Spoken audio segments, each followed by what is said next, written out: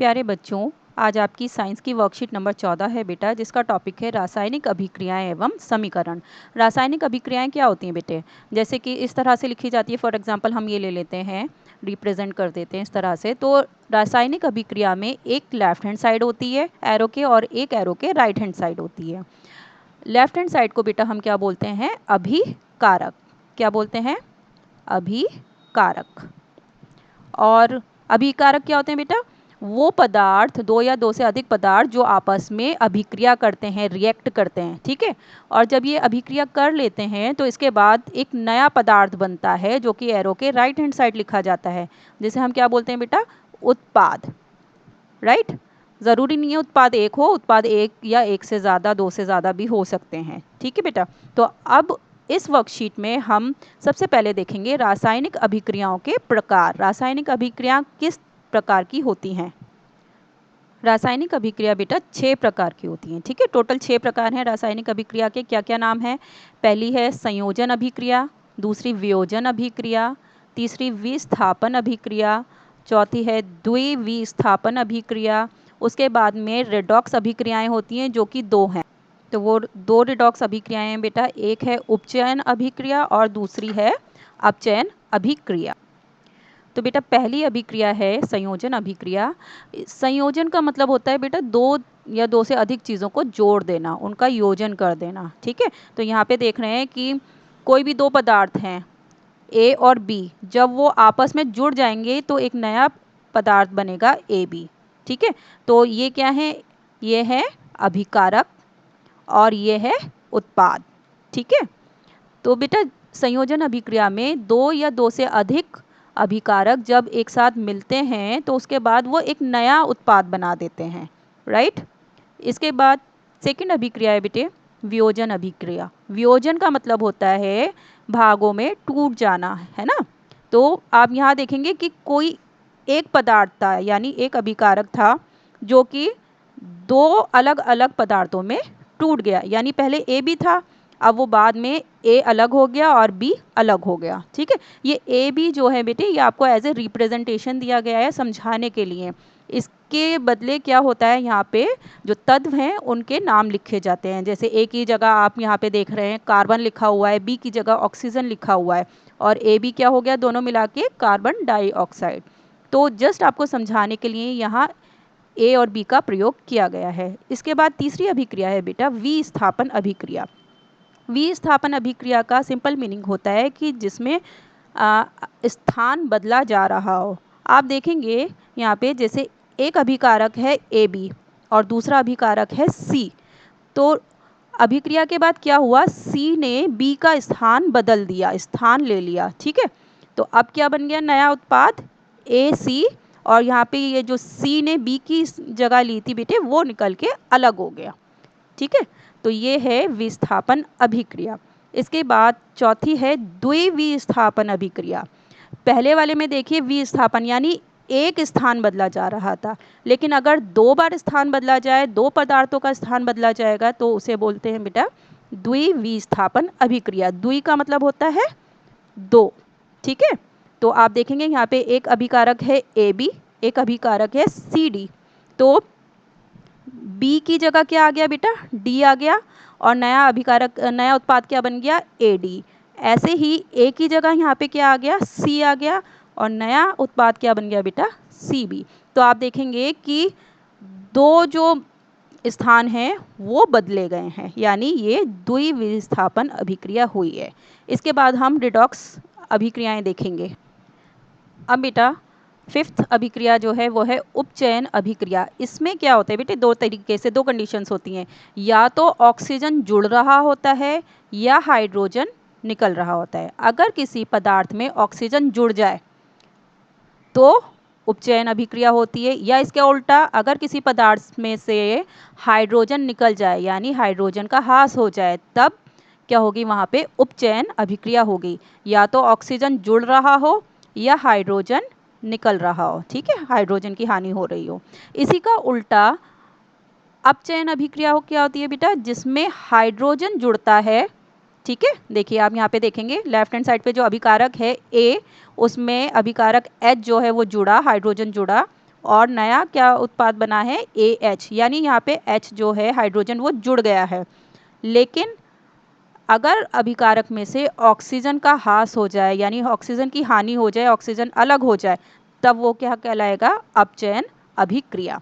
तो दोनों अपोजिट हैं, उपचयन में ऑक्सीजन जुड़ जाता है उत्पाद में और अपचयन में ऑक्सीजन अलग हो जाता है। ठीक है, ऐसे हाइड्रोजन की जब बात करें तो उपचयन में हाइड्रोजन जो है वो अलग हो जाता है, लेकिन अपचयन में हाइड्रोजन जो है वो जुड़ जाता है।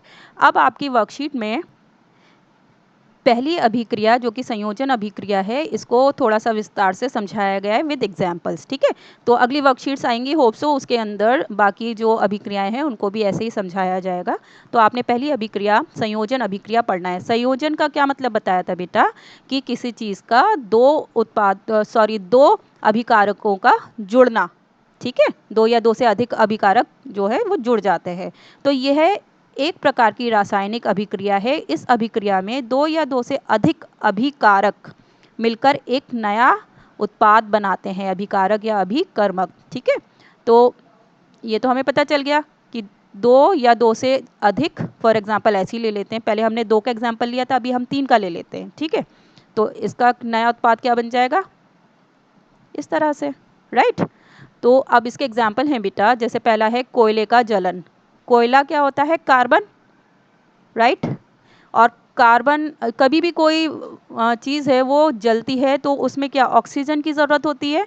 तो यानी अगर जलन हो रहा है, जल रहा है कोई चीज़, तो वहाँ पर ऑक्सीजन के साथ वो अभिक्रिया कर रहा है। तो कार्बन जो है ऑक्सीजन के साथ जब अभिक्रिया करेगा, तो आपने देखा होगा कि कोयला, लकड़ी, इस तरह की कोई भी चीज़ जो है वो जलाई जाती है तो काले रंग का धुआं निकलता है। इट मीन्स क्या निकल रहा है, कार्बन डाइऑक्साइड। तो आपने देखा एक अभिकारक है कार्बन, एक अभिकारक है ऑक्सीजन, जब ये दोनों मिल गए तो एक उत्पाद क्या बन गया, जो कॉमन था इन दोनों का, वो है कार्बन डाइऑक्साइड।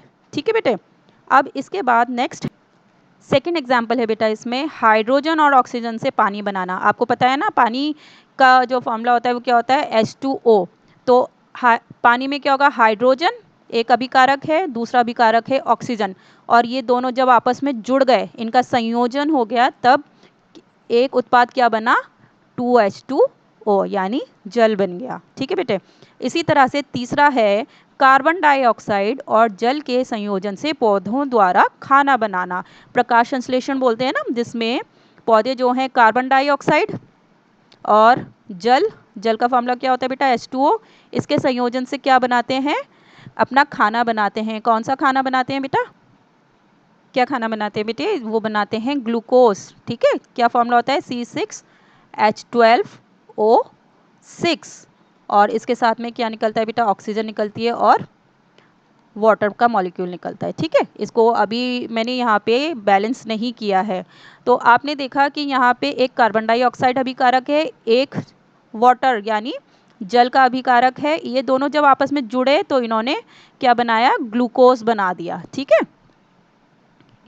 तो ये दोनों आपस में संयोजन हुआ और प्रकाश संश्लेषण की अभिक्रिया हुई। तो प्रकाश संश्लेषण किसका एग्जाम्पल है बेटा, संयोजन अभिक्रिया का।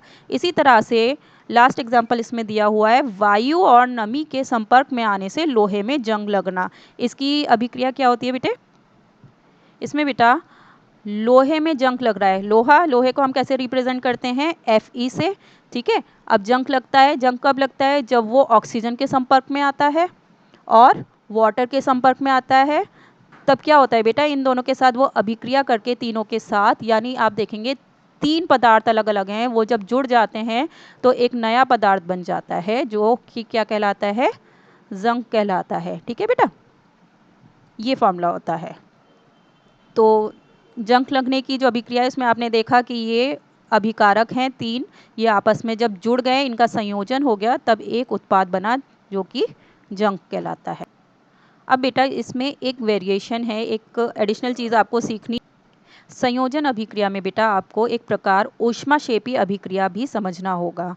जब 2 या 2 से अधिक पदार्थों का संयोजन होता है और वो जब तीसरा पदार्थ बनाता है, ठीक है, उत्पाद बनाता है, तो इसके जुड़ने के साथ साथ कुछ हीट निकलती है, यानी ऊष्मा निकलती है। ठीक है बेटा, तो ऐसी अभिक्रियाएं जिसमें ऊष्मा निकलती है या ऊष्मा उत्पन्न होती है, या फिर इसका उल्टा हम कह दें कि उससे तापमान बढ़ता है। भाई जहाँ पर ऊष्मा निकलेगी वहाँ पर गर्मी होगी, गर्मी होगी इसका मतलब तापमान बढ़ेगा। ठीक है, तो ऐसी अभिक्रियाएं जिनमें ऊष्मा उत्पन्न होती है और तापमान बढ़ता है, तो उन्हें हम क्या बोलते हैं बेटे? ऊष्माक्षेपी अभिक्रिया। ठीक है, तो इसके एग्जाम्पल्स हैं जैसे कि प्राकृतिक गैस का जलना या श्वसन। श्वसन आप जानते हैं ना, सांस लेना। तो सांस जब आप लेते हैं तो इसमें ये कौन सी अभिक्रिया है? ये ऊष्माक्षेपी अभिक्रिया है। या फिर प्राकृतिक गैस का जलना, ये बहुत ज़्यादा इंपॉर्टेंट हैं एग्जाम्पल्स सारे जितने भी हैं। तो पहली अभिक्रिया देख लेते हैं जो कि है प्राकृतिक गैस का जलना। प्राकृतिक गैस क्या है? मिथेन, CH4 यहाँ पे है। ठीक है, अब ये जलेगी, जलने के लिए आपको बताया था किसके साथ अभिक्रिया करनी होती है? ऑक्सीजन के साथ। तो जब ये दोनों अभिकारक आपस में अभिक्रिया करेंगे तो एक नया उत्पाद बनाया इन्होंने। क्या बनाया बेटे? कार्बन डाइऑक्साइड और वाटर बना दिया, यानी एक से ज़्यादा दो उत्पाद बना दिए। लेकिन आप देख रहे हैं इन दोनों में इसके जो अणु हैं वो दो आपस में मिल रहे हैं, यानी ये संयोजन अभिक्रिया है। प्लस इसके साथ में क्या निकल रही है बेटा? ऊष्मा निकल रही है, यानी ऊर्जा। ऐसे ही दूसरा श्वसन। श्वसन मतलब, श्वसन क्या होता है बेटे? जो हमारे शरीर में ग्लूकोज बनता है, तो जब हम सांस लेते हैं, ग्लूकोज का फॉर्मूला ये होता है C6H12O6। तो जब हम सांस लेते हैं तो सांस के द्वारा यानी श्वास के द्वारा ऑक्सीजन हमारे शरीर में एंटर करती है, जो कि इस ग्लूकोज के साथ अभिक्रिया करती है। और उसके बाद में क्या बनता है बेटा? कार्बन डाइऑक्साइड बनती है और वाटर बनता है, यानी जल बनता है। उसके साथ साथ ऊष्मा उत्पन्न होती है। आपको थोड़ा सा गर्माहट या तापमान बढ़ा हुआ महसूस होता है।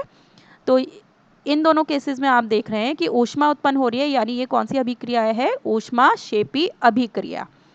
अब आगे कहा गया है कि आपने सुना होगा कि बुझे हुए चूने के घोल को घरों की दीवारों और छत पर लगाया जाता है। ठीक है, बुझा हुआ चूना होता है, उसको घरों की दीवारों पे, छत पे लगा देते हैं और उसके बाद 2-3 दिनों के बाद जो है वो दीवारें वो चमकने लगती हैं। तो ऐसा क्यों होता है? जब बुझा हुआ चूना वायु में उपस्थित कार्बन डाइऑक्साइड के साथ अभिक्रिया करता है बेटा, तो कैल्शियम कार्बोनेट बनता है। क्या बनता है? Calcium carbonate. और इसकी वजह से दीवारों में चमक आती है। तो बुझा हुआ चूना, उसका जो फॉर्मूला है, सूत्र है, वो क्या है? CaO, यानी बुझा हुआ चूना है ये। ठीक है, और इसकी अभिक्रिया किसके साथ करी है? जल के साथ। और इसके बाद जब वो जल के साथ अभिक्रिया करता है तब क्या बनता है बेटा? बिना बुझा हुआ चूना बनता है, जिसे हम बोलते हैं कैल्शियम हाइड्रोक्साइड। तो इस तरह से अब ये बुझा हुआ चूना, यहाँ पे आप देख रहे हैं कैल्शियम हाइड्रोक्साइड, ये जब कार्बन डाइऑक्साइड के साथ रिएक्ट करता है, अभिक्रिया करता है, तो बेटा क्या बनाता है? कैल्शियम कार्बोनेट और जल। ठीक है, तो यही कैल्शियम कार्बोनेट है जिसकी वजह से क्या है? दीवारों में चमक आती है। अब हम वर्कशीट के क्वेश्चन आंसर्स करते हैं। अब अभ्यास में बेटा पहला क्वेश्चन है कि बिना बुझे हुए चूने और बिना बुझा हुआ चूना, तो वो क्रमशः है। तो बिना बुझा हुआ चूना बेटा उसे क्विक लाइम भी बोलते हैं, और बुझा हुआ चूना उसे स्लैग्ड लाइम भी बोलते हैं। ठीक है, तो इसके फॉर्मूलाज क्या क्या थे? बिना बुझा हुआ चूना CaO, और बुझा हुआ चूना कैल्शियम हाइड्रोक्साइड। ठीक है, कैल्शियम ऑक्साइड और कैल्शियम हाइड्रोक्साइड। इसके बाद सेकंड क्वेश्चन है कि सफ़ेदी के बाद दीवारों की चमक का कारण क्या है? तो ये हमने देखा था कैल्शियम कार्बोनेट। इसके बाद थर्ड में है कि इनमें से जो अभिक्रिया ऊष्माक्षेपी नहीं है उस पर चिन्ह लगाना है। तो ऊष्माक्षेपी अभिक्रिया क्या होती है? जिसमें ऊर्जा बाहर निकलती है। ठीक है, अब देखिए श्वसन अभिक्रिया हमने देखा था, जब हम सांस लेते हैं तो उसके अंदर जो ऊर्जा है वो बाहर निकलती है, तापमान बढ़ता है, तो ये ऊष्माक्षेपी अभिक्रिया है। इसके बाद मोमबत्ती का जलना, यानी इसमें भी जो ऊष्मा है वो बाहर निकलेगी। ठीक है, और तीसरा है लोहे के टुकड़े को पानी में डुबोना। एक हमने अभिक्रिया देखी थी जंग लगना, जिसमें लोहे का टुकड़ा जो है वो किसके साथ? पानी के साथ और ऑक्सीजन के साथ जब रिएक्ट करता है तब वो जंग बनाता है, तो वो ऊष्माक्षेपी अभिक्रिया थी। बट यहाँ पे बेटे खाली कहा गया है कि लोहे के टुकड़े को पानी में डुबोया है, सिंपल। ठीक है, तो जो अगर ऊष्मा निकली, कोई रिएक्शन हुई, तो उसके बाद वो ऊष्मा जो है बाहर एनवायरनमेंट में रिलीज नहीं हुई, बल्कि वो पानी द्वारा ही अपने अंदर ले ली गई, एब्जॉर्ब कर ली गई। इसलिए यहाँ पर ऊष्मा जो है वो बाहर नहीं निकल रही है, तो इसलिए ये ऊष्माक्षेपी अभिक्रिया नहीं है। तो बेटा इसमें आंसर हमारा क्या है? 3। इसके बाद क्वेश्चन नंबर जो 4 है, इसमें कहा गया है कि इनमें से कौन सी संयोजन अभिक्रिया का उदाहरण नहीं है, राइट। तो संयोजन अभिक्रिया होता है जिसमें दो या दो से ज़्यादा पदार्थ जो है आपस में जुड़कर एक नया, एक या दो, एक से ज़्यादा नया पदार्थ बनाते हैं, ठीक है। बेसिकली इसमें क्या है, जुड़ना होता है पदार्थों का। तो आप देखेंगे एक पदार्थ ये है, एक पदार्थ ये है, ये दोनों आपस में जुड़ रहे हैं और एक ये तीसरा पदार्थ बन रहा है, तो यानी ये संयोजन अभिक्रिया है।